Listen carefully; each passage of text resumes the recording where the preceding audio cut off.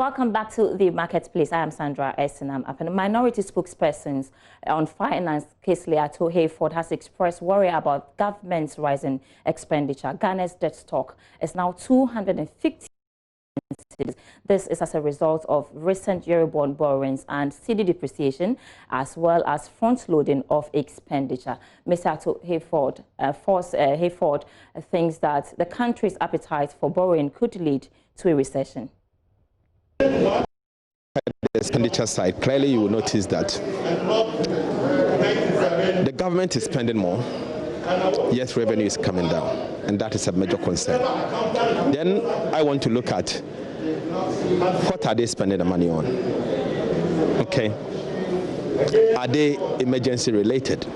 Only for us to be told that today they are going to spend 11.1 billion Ghana cedis on the coronavirus itself, without giving us justification in detail. 11.1 billion Ghana cedis, coronavirus direct expenditure. I believe that we need some background expenditure. And you recall that we have constantly raised questions and asked the Auditor General to audit and give us indication, because in Parliament we do not have the indication. But even far from that, this act of failing to align the shortfall in revenue to the shortfall to expenditure has negative consequences on the economy, to the extent that it's going to alleviate public debt. I wasn't surprised when the minister announced that the public debt has increased from 120 billion to 255 billion in 3.5 years, as at June 2020. If you were to look at the budget statement again, and now let me point you, since you have an eye to look at some of these concerns, you will notice that from the financing side, from Appendix 3A, the financing side, this administration intends to borrow 25.1 billion, okay, for the fiscal year 2020, net borrowing, addition to the public debt. My major concern is that the original budget had said that you are going to borrow 18.8 billion. The revised budget is, you are saying that you're going to borrow 44 billion. It means an addition of 12.1 billion Ghana cedis. In spite of that, if you were to look at the breakdown where the borrowings are going to come from, I'm particularly worried about the fact that the borrowings are actually coming from the domestic. From domestic, you are increasing domestic debt by 16.2 billion. In fact, the original budget has said the domestic borrowing will be 15. You are saying it's going to be 32. Honorable, is a concern about the accountability or the fact that the quantum of expenditure or the amount? Because if you look at globally, COVID-19 has, let's say, even the German Chancellor is saying that, has thrown questions about fiscal prudence and deficit to the back door. Let me come in. And then that's something that, looking at the challenge that we have right now, do you think that the question and the concerns about fiscal prudence and even deficit still stands when you have to spend to save the economy and save lives? It does. It does. There are two concerns. One on the accountability bit, and I've said that 11.1 billion, we need some accountability. We need to have the accountability. That is one. Number two, countries that are observing fiscal prudence around times like this, and the fact that you raise the other countries are saying it doesn't really matter. It does matter, and others are doing it. You see, it does matter, and others are doing it. I'll tell you how they are doing it. First of all, you have to reprioritize your budget. So you look at the existing budget that you drew, okay, and then see what you can cut and what you perfectly believe that you can cut, and things that you can do in a form of stimulus. So I want to look at the budget. First of all, look at what has changed from the original budget to the current budget. Clearly, I do not see the minister prioritizing anything, and that's a major worry. Everything stands the same, and you can look at it from the expenditure side. If you look at the money, nothing is changing. From the capital expenditure side, you could and find a way and actually balance it from the other side, but I'm not seeing that. So that was minority spokesperson on finance, Kingsley Hayford. We have been joined by economist with Data Bank Courage Mate for more on this budget review that was held yesterday. Thanks so much for your time this afternoon, Courage. Good afternoon, Sandra. Thanks for having me. It's been a while. How are you doing? We are keeping safe, you are keeping alive, and hope you are as well. Very well, thank you. Our debt stock is rising. Sure, this was nothing new. We were expecting this due to the impact of the pandemic. Mind you, our revenue gap is also very wide, and oil revenue projections also came down, totally crashing because of crude prices coming down on the world market. Looks like government was left with little or no option. But the bigger question most people are asking is, what is our ability to pay back this debt? Should we be worried? Well, generally we should be worried, right? Because our debt stock is going to climb sharply. And once your debt stock climbs sharply and your revenue is moving in the opposite direction or not growing as fast, you should be worried. So on the face of it, yes. And the creditors who are giving you the money, whether they are capital market investors, bilateral creditors or multilateral creditors, they are not going to forgive you the debt just because the increase was as a result of COVID. And we've always had this issue with debt sustainability. So we should be worried. But again, in the midst of all this, we could also be asking ourselves, what is the alternative? I mean, if you have revenue falling so low and you also have to save the economy as well as lives, and what you have to do that is not sufficient, it's a given that you have to borrow.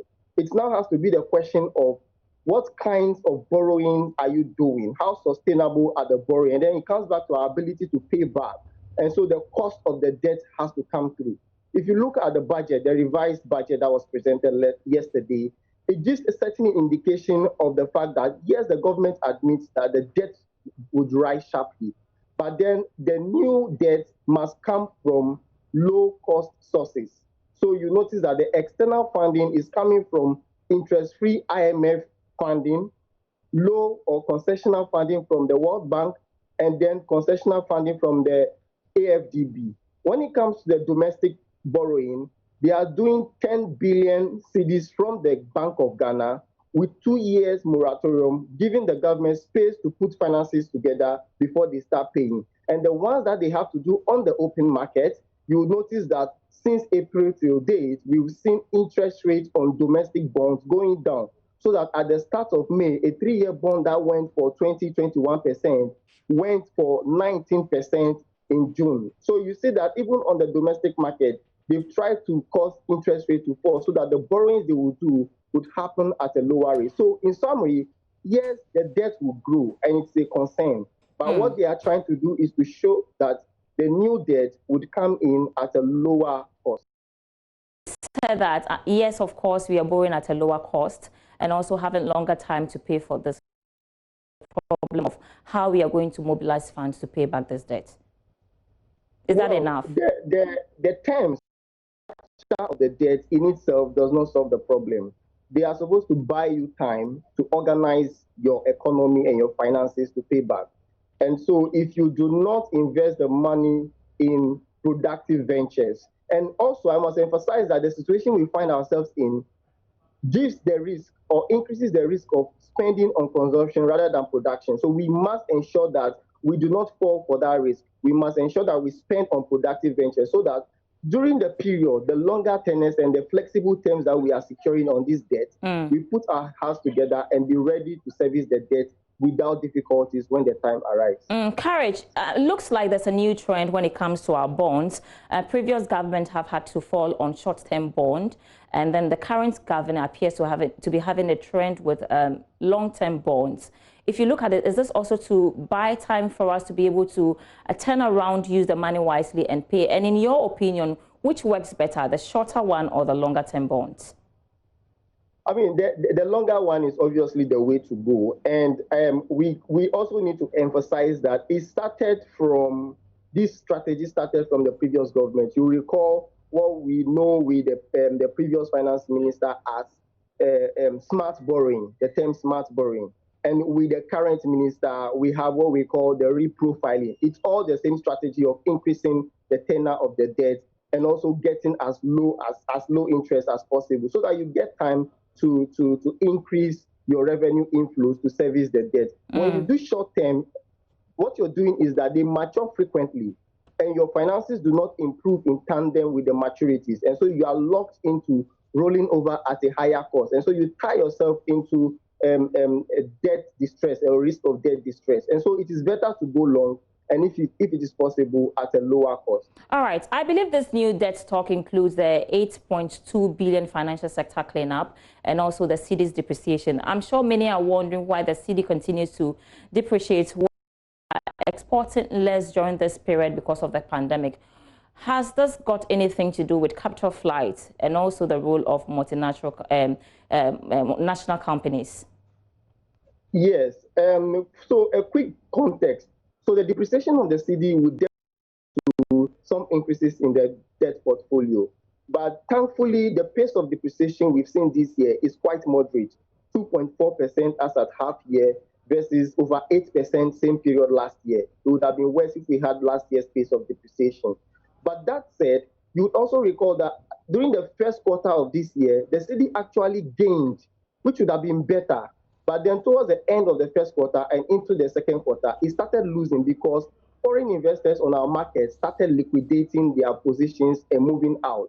So even though we are importing less and it is helping our balance of payment position, between end and second quarter, we've seen a sharp decline in foreign investor holdings. For instance, domestic bonds, as at the end of quarter one, had 27 billion cedis in the hands of foreign investors. But at the end of quarter two, 24 billion cedis. That is a reduction that demanded dollar to exit, and it put that pressure on the cedi to move from a net appreciation quarter one to a net depreciation of 2.4% quarter two, and it contributed to what we saw. So what is the likely impact on our cost of credit in all this?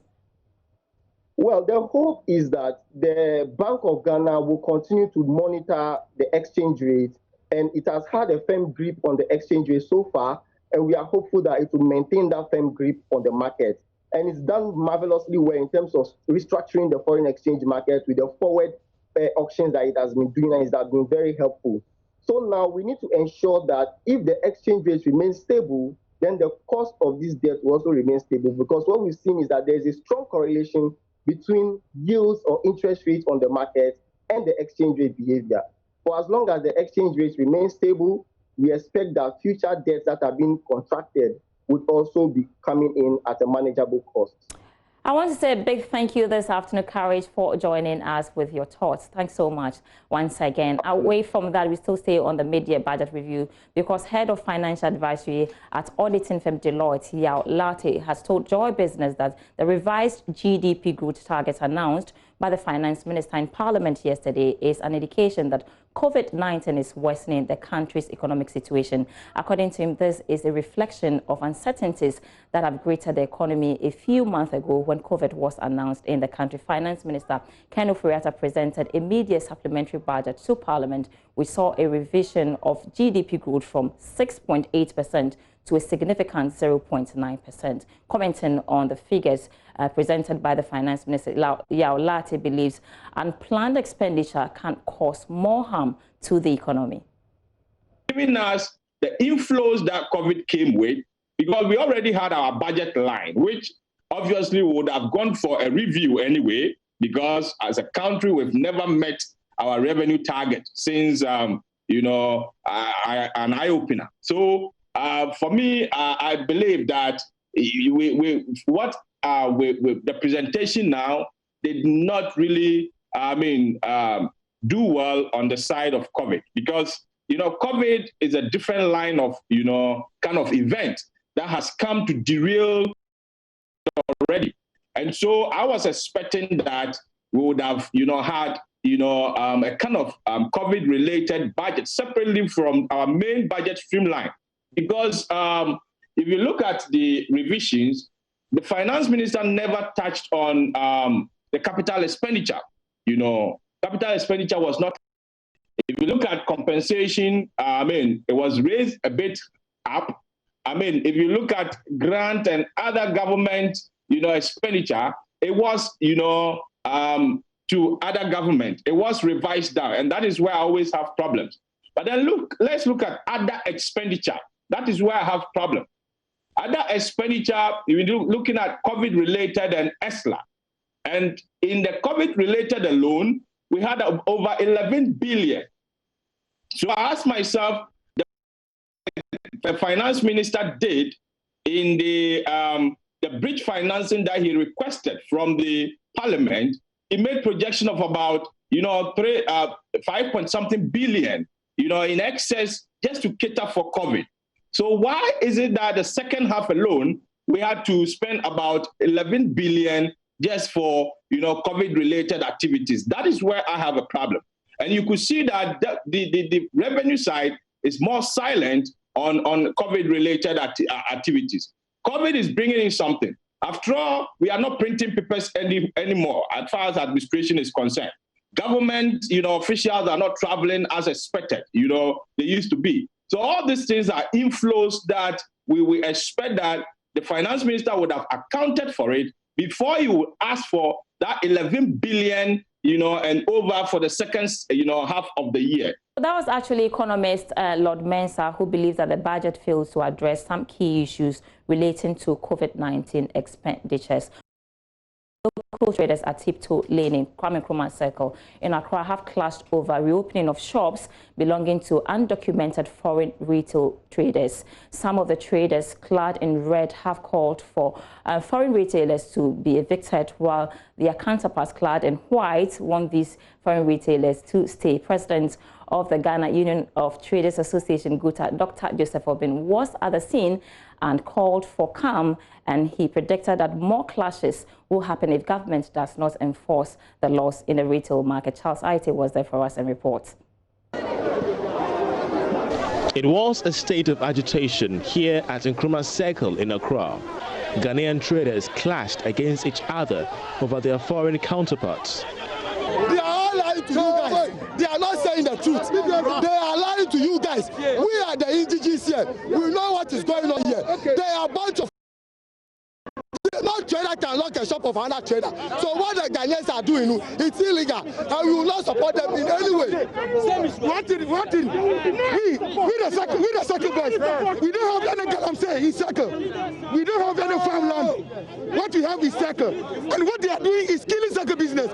Right now, all the marketers move from Medina, Kadeshi, Kasua. If they are doing the whole Ghana, we don't have problem. The Ghanaians, the Nigerians, they are our brothers. If Nigeria want to they are our brothers. We will cry here. Because what they are doing is less. If they want to reply to us against them in 1969. It all happened when the task force mandated by the Trade Ministry to close shops of undocumented foreign retailers were allegedly found reopening some of these shops. The development has created a faction among these traders, with some Ghanaian traders for the reopening and a larger amount as seen in red t-shirts against the reopening of the shops belonging to foreign retailers. They exchanged fists and harsh words. It took the president of the Ghana Union of Traders Association, GUTA, Dr. Joseph Obin, to call for calm. Speaking to JoyNews, Obin warned of serious clashes in the future if government does not stay firm on the country's retail laws. I'm calling it off because the trade minister have talked to the leadership yesterday, and they have assured that the task force will go by the roadmap that have been given to them. The exercise is going to go all over the country, not only Circle. So I want that understanding to be clear. So it's not an enmity that is here between the and the rest of the traders. The trading community is embedded with this problem, and we need it solved. Now, if you look at what is going on, if care is not taken, a great mayhem is going to be falling on this country. Not in this time that we are fighting COVID, not in this time that we are going for elections. If the law is there, the law should be seen to be working. It's as simple as that. And I'm pleading that the guys here in Circle, they are all brothers, they are all Ghanaians. They shouldn't be divided. Nobody will fight. The law should be seen to be working. And I don't want anybody to take the law into himself. There shouldn't be any factionalism here that we belong to this faction, we belong to this. It doesn't make sense. The development attracted some police presence, although they had a hard time commenting. Abraham Koi heads the Nima Police Division. I would say that as police organization, we are mandated by the Constitution, Article 200+3, to maintain law and order. So our presence here is to maintain law and order. Yeah, so basically, if you see us around, you heard that some members, partly from Guta and partly from the civil society, were massing up. So when you inquire from them, you learn that Guta wanted to relay a message that they received from the Minister of Trade during their meeting yesterday. So the essence of the meeting was to relay and to ask them to calm down because they had wanted to do some demonstration. So that's all that I'm aware of. And I understand there's also another side, opposing side, which is also against Guta. And you are trying to maintain law and order. It's been happening for the past few months. This is just one of the instances of clashes that we've seen in the course of the year. And for the president of Guta, Dr. Christopher Bain, things could get worse if government does not intervene anytime soon. I'm Charles Aita reporting for Joy Business.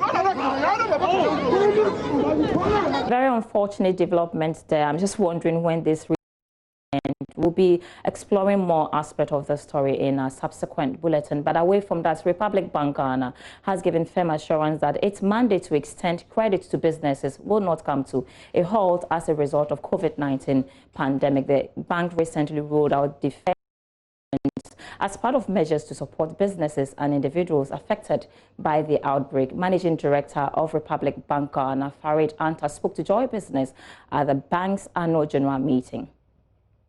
On the retail side, we had quite an uptake from retail customers as well, but the overseas model maybe were a little slower to take it up. So it's the communication, and they have had, particularly the US and the UK, they have had quite a time with the pandemic. So we're now getting that.